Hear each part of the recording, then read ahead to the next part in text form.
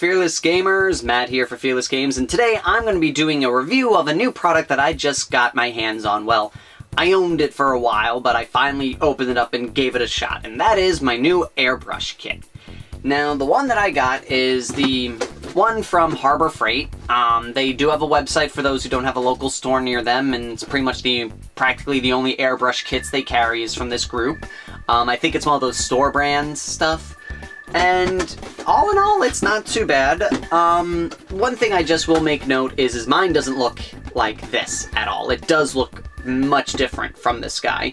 But thankfully, the instruction manual matches what mine looks like, so I'm not too, concerned about me getting a different one or anything like that.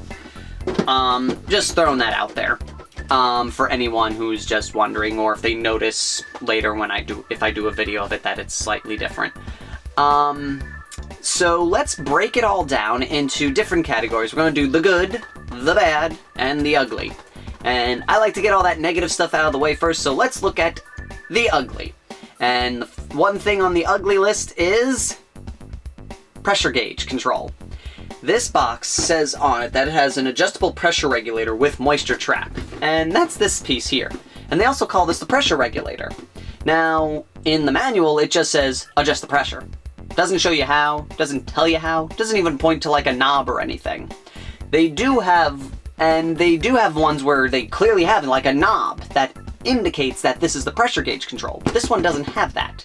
And I don't know where it is, I don't know if I'm missing it. I had someone else look at it who knows a little bit more about this stuff than I do, and they couldn't figure it out. So I sent them an email inquiring about this, and once I get a response, if it's good news and it's a solution that I can fix or anything like that, I will do a response video to everybody so you can see in case you end up having the same issue I did on this. And so, let's move on. The next thing on it is really nothing really. There's nothing really more, there's nothing really on the ugly list other than that. And so let us move on to the bad. And the first and foremost with that is the airbrush is low quality.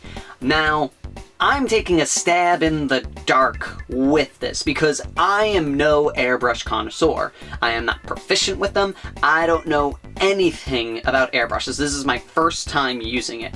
But with that, I can easily tell that this is probably not that great of an airbrush. One thing I will say if you do pick it up is you will have to do some adjusting with the pin piece. Over here, it's a little pin piece that slides out. You're going to need to adjust that a little bit because the way it comes set up is it sets up where it'll only shoot air out, not paint, not even water. And you'll have to pull back the handle really far back, and it's like, then what's the point of the adjuster screw of this? You just have to do some slight adjusting with the pin before it works out. The thing is like, it's not a precise, it can do nice streams. So you can do pseudo striping and do some sort of like highlighting effects with it, but I wouldn't count on this thing being, your pinstriping airbrush or your really big fancy airbrush. I would definitely recommend investing in a more expensive, more professional grade airbrush than the one that comes with this kit. The only other thing that I can really think of is, well, to be honest, not much. Again, there wasn't really much in the bad quality that I could find. This could possibly be just the sheer fact that I'm not as proficient with airbrushes as probably a couple of you guys, or maybe even all of you. I don't know how many of the viewers do airbrushing. If you guys are proficient in airbrushing, please leave a comment about like your favorite airbrush brand that you like, maybe so I can take a look at it for when I want to upgrade my airbrush piece. So let us now then move on to the good. And the first thing I'm going to pop on there is cost. Thing is $99 retail, but I've never seen them sell it for that. Every time I've gone into the Harbor Freight store or go on the website, it's on sale for $89. And so I paid for mine with a little set of airbrush cleaning brushes. I got it for $99, which is not a bad deal, especially for what you're really buying with the kit, which is the pump.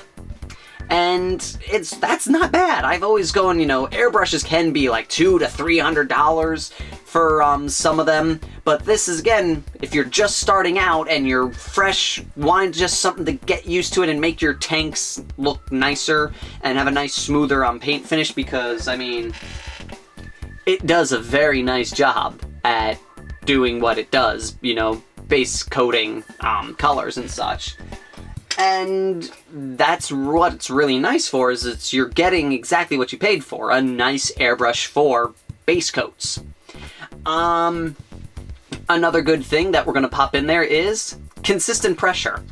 In my experience with just air compressor pumps, is, they have a pressure gauge that you set it.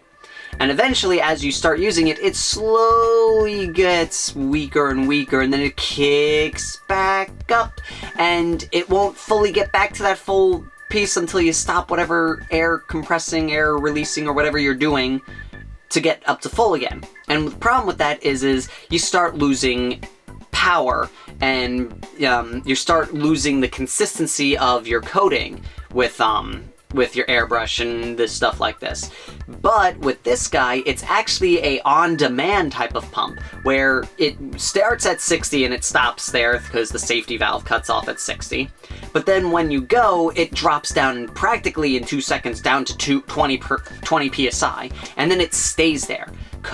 It never shifts, never falters. It only goes back up to 60 when you stop using the air, when you take your hand off the airbrush, which is great. It's constantly going. I had this thing going and just spraying like crazy all these different things. I did 2 drop pods and 5 marines, and I never lost any air consistency with the airbrush.